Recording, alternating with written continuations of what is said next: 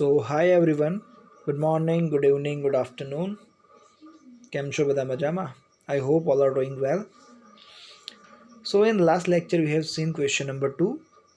Now we move on for question number 3.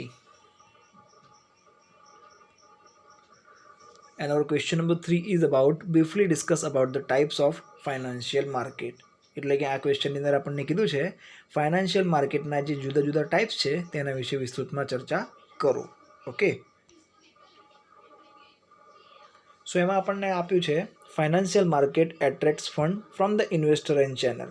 Financial માર્કેટનું કામ શું છે? વધારે ને વધારે ફંડ્સને એટ્રેક્ટ કરવું અને એને ચેનલાઇઝ કરવું. Financial transaction ઇન્વોલ્વ્સ creation or transfer of the financial assets. In financial market, the financial assets or the financial instruments represents a claim to the payment of the sum of money. The financial market is further divided into જે financial market છે એ બે ભાગમાં વહેંચાયેલું છે. એ organise system અને બી unorganised system. હવે simple છે, organise એટલે કે ગોઠવણી કરેલું અને અનઓર્ગેનાઇઝ એટલે કે જેની ગોઠવણી કરવામાં ન આવેલી હોય તેવું. Okay, so one by one will see both of them. So સૌથી પહેલાં આપણને આપેલું છે organised system.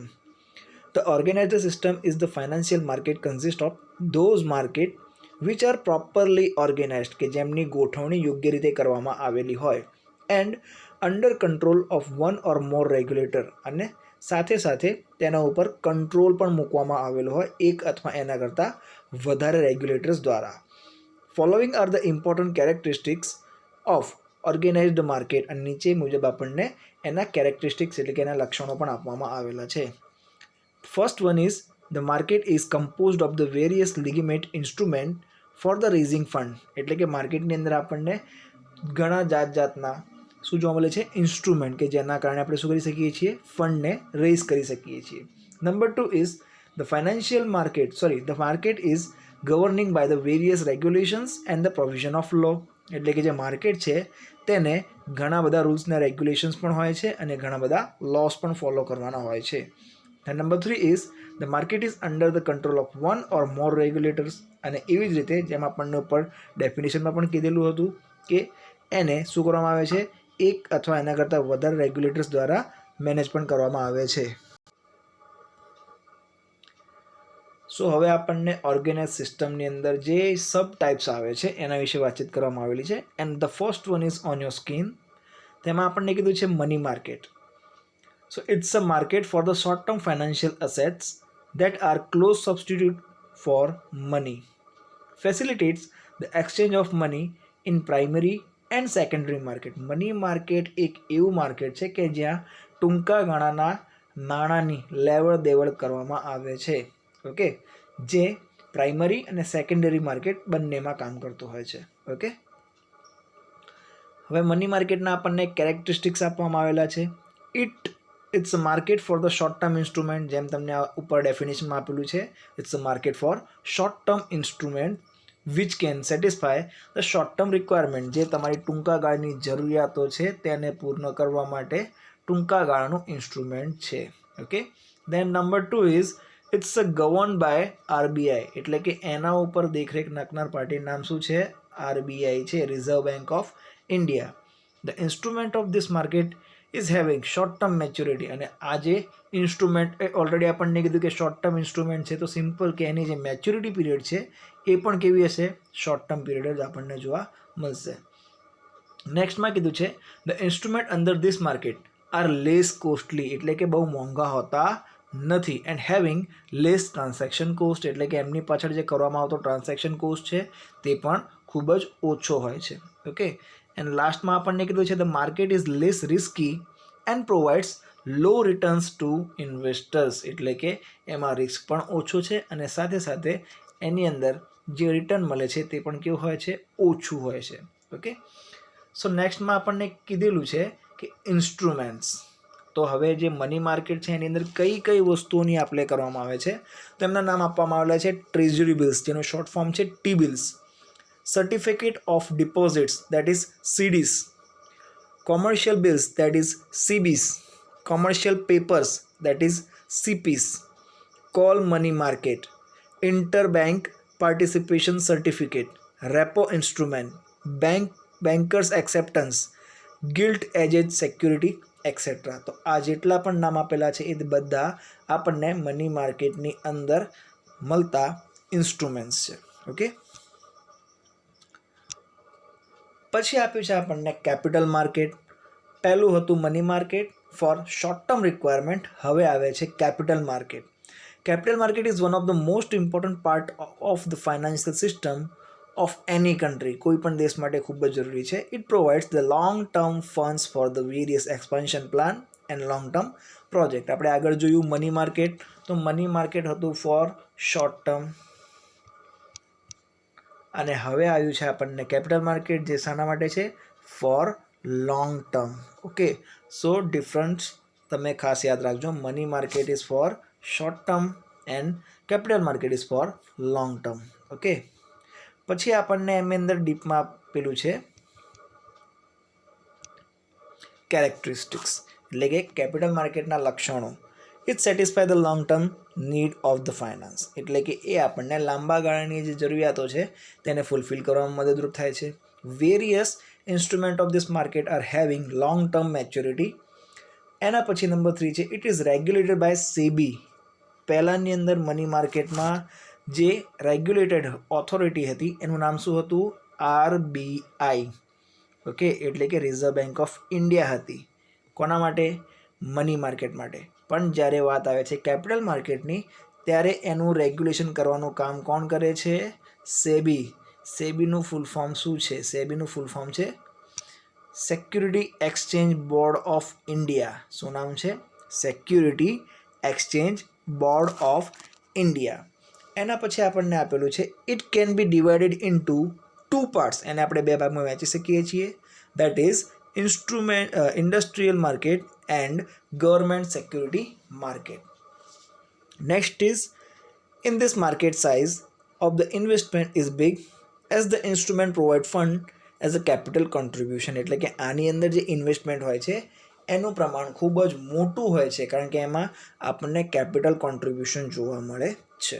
Okay, and last is it has 2 sub market. Number 1 new issue market and number 2 secondary market. Okay, so આ છે capital માર્કેટના લક્ષણો. પછી આપ્યું છે આપણને ઇન્ડસ્ટ્રીયલ માર્કેટ, ઔદ્યોગિક બજાર. In this market the instruments are issued by the various industrial unit to satisfy the requirement. એમને જરૂરિયાતોને પૂર્ણ કરવા માટે. Most of the instrument issues are long term maturity. અને જેટલા પણ ઇન્સ્ટ્રુમેન્ટ આની અંદર ઇશ્યુ કરવામાં આવે છે તે બધા લોંગ ટર્મ મેચ્યોરિટી પીરિયડવાળા હોય છે. Depending upon the need of the funds and the policy of the management the instrument are selected. અને જેવા પ્રકારની જરૂરિયાત હોય છે એના અકોર્ડિંગ એમને ઇન્સ્ટ્રુમેન્ટ પણ પ્રોવાઈડ કરવામાં આવે છે. ઓકે, એની અંદરના આપણને ઇન્સ્ટ્રુમેન્ટના નામ આપવામાં આવેલા છે equity shares, preference shares, bond, global depository receipt that is GDRs, American depository receipt that is ADRs, foreign currency convertible bond that is FCCBs. Okay, so આ ઇન્સ્ટ્રુમેન્ટ છે ઇન્ડસ્ટ્રીયલ માર્કેટના. પછી આવે છે ગવર્મેન્ટ સિક્યુરિટી માર્કેટ. તો government required fund for the development and the economical growth of the country. Simple વસ્તુ છે, government જોડે પણ પૈસા છે, બટ જ્યારે તે પૈસા ઘટી જાય છે ત્યારે એમને દેશના ગ્રોથ અને ડેવલપમેન્ટ માટે પણ પૈસાની રિક્વાયરમેન્ટ ઊભી હોય છે. The requirement of the fund, અને એવા સમયે જે પૈસાની જરૂરિયાત હોય છે તે again different based of the objective for which fund is required. It must be short term or may be long run. એટલે કે ગવર્મેન્ટને અમુક પ્રોજેક્ટની પાછળ ઇન્વેસ્ટમેન્ટ કરવું હોય તો એ શું એ ટૂંકા ગાળા માટેના છે કે પછી તે પ્રોજેક્ટ લાંબા ગાળાનો છે, તે વસ્તુને ધ્યાનમાં પણ રાખવામાં આવે છે. It's market for the government and the semi government security. અને એ માર્કેટ ગવર્મેન્ટ અને સેમી ગવર્મેન્ટ સિક્યુરિટી માર્કેટ માટેનું હોય છે. ઓકે, પછી આપ્યું છે આપણને ટર્મ લોન માર્કેટ. ટર્મ એટલે કે સમયગાળો. The financial requirement of the business may be short term or long term. એટલે કે જે નાણાંની જરૂરિયાત છે બિઝનેસ માટે તે સમયના અકોર્ડિંગ, એટલે કે ટૂંકા ગાળાની અથવા તો લાંબા ગાળાની પણ હોઈ શકે છે. Okay, generally short term requirement of the business is satisfied by the money market. જેમ મેં તમને સ્ટાર્ટિંગમાં પણ કીધું કે શોર્ટ ટર્મ રિક્વાયરમેન્ટ છે બિઝનેસ માટેની, તે મની માર્કેટ ઇન્સ્ટ્રુમેન્ટ દ્વારા ફૂલફિલ કરી શકાય છે. વેરએઝ જ્યારે long term requirement of the business is satisfied by the capital market, અને લાંબા ગાળાની જો રિક્વાયરમેન્ટ ઊભી હોય તો એને ફૂલફિલ કરવા માટે માર્કેટમાં આપણને કેપિટલ માર્કેટ ઊભું જોવા મળે છે. Okay, so this is about the term loan market. પછી આવે છે અનઓર્ગેનાઇઝડ ફાઇનાન્શિયલ માર્કેટ. અત્યાર સુધી આપણે જોયા ઓર્ગેનાઇઝડ ફાઇનાન્શિયલ માર્કેટ અને એના ટાઈપ્સ. એના પછી વારો કોનો આવે છે? અનઓર્ગેનાઇઝડ ફાઇનાન્શિયલ માર્કેટ. સિમ્પલ. ઓર્ગેનાઇઝડ એટલે કે ગોઠવણી કરેલું, અને અનઓર્ગેનાઇઝડ એટલે કે જેની ગોઠવણી કરવામાં આવી ન હોય તેવું, એટલે કે અસ્તવ્યસ્ત. તો એમાં કીધું છે in the case of unorganised sector the market operates without any control of regulators, એટલે કે એની અંદર કોઈ પણ જાતના રેગ્યુલેટરનો કંટ્રોલ હોતો નથી. It consist of the informal arrangement of the finance. Generally the rate of interest tend to be high, એટલે કે આની અંદર આપણને જે રેટ ઓફ ઇન્ટરેસ્ટ જોવા મળે છે એ કેવો જોવા મળશે? ઊંચો જોવા મળે છે. Okay, the organised segment essentially consist of, એટલે કે જે અનઓર્ગેનાઇઝડ સેગમેન્ટ છે એની અંદર આપણને ઇન્ડિજિનિયસ બેંક્સ જોવા મળે છે, મની લેન્ડર્સ જોવા મળે છે, ચીટ ફંડ્સ જોવા મળે છે, અને નિધિ કંપની પણ જોવા મળે છે. ઓકે, પછી આપણને આપેલા છે એના કેરેક્ટરિસ્ટિક્સ, દેટ ઇઝ લક્ષણો. તો લક્ષણોમાં પણ 5 પોઈન્ટ આપેલા છે. તો નંબર 1 ઇઝ અનઓર્ગેનાઇઝડ સેક્ટર. સિમ્પલ છે, અનઓર્ગેનાઇઝડ ફાઇનાન્શિયલ માર્કેટ, અને એનો પહેલો કેરેક્ટરિસ્ટિક શું છે? અનઓર્ગેનાઇઝડ sector. So the unorganized sector consists of the informal arrangement of the finance. Generally, the rate of interest tend to be high in the case of unorganized sector. And for this institution, there is no clear-cut separation between the short term and long term. એટલે કે આની અંદર આપણને ક્યાંય separation જોવા મળતું નથી કે નાણાંની રિક્વાયરમેન્ટ શોર્ટ ટર્મ માટેની છે કે લોંગ ટર્મ માટેની છે. Okay, a genuine trade bill and the Mer financial accommodation, ત્યાં તેમને સામાન્ય ટ્રેડ બિલ જોવા મળી શકે છે. Okay, the number 2 is absence of the regulation. Simple છે કે આમાં રેગ્યુલેશન નથી હોતા, એટલા માટે જ તે શું છે? અનઓર્ગેનાઇઝડ છે. Generally the unorganised sector are not regulator by the any regulator, એટલે કે એને કોઈ પણ રેગ્યુલેટર દ્વારા રેગ્યુલેશન કરવામાં આવતું નથી. The absence of regulators creates unorganised market which is not efficient, અને એ આપણને કેવું જોવા મળશે? ઇનએફિશિયન્ટ જોવા મળશે. Okay, the number 3 is informal market. Formal market નથી, પણ કેવું માર્કેટ છે? Informal. Generally the financial unorganised system is not organised and it is not regulated by any regulator. It's informal way to reach the fund, અને એ કેવો way છે? Informal way છે કે જેના કારણે તમે નાણાંને વધારી શકો છો. Next one is scope. Even though the steps are taken to organize the market, the scope of the market is still present in the entire country. અને લાસ્ટમાં આપણને આપેલું છે ઇન્ટરેસ્ટ રેટ, એટલે કે વ્યાજનો દર.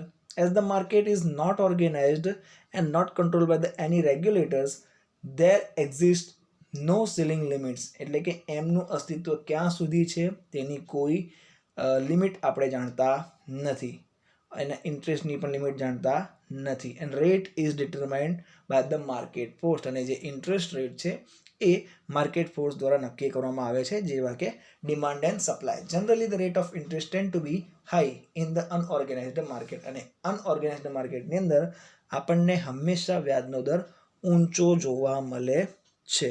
Okay, so that's it about our question number 3. Still, if you have any kind of doubts or any kind of queries, comment in the comment box. We will try to catch you as soon as possible. So we'll see you in the next lecture. Till then, read hard, study hard. Bye bye. Take care.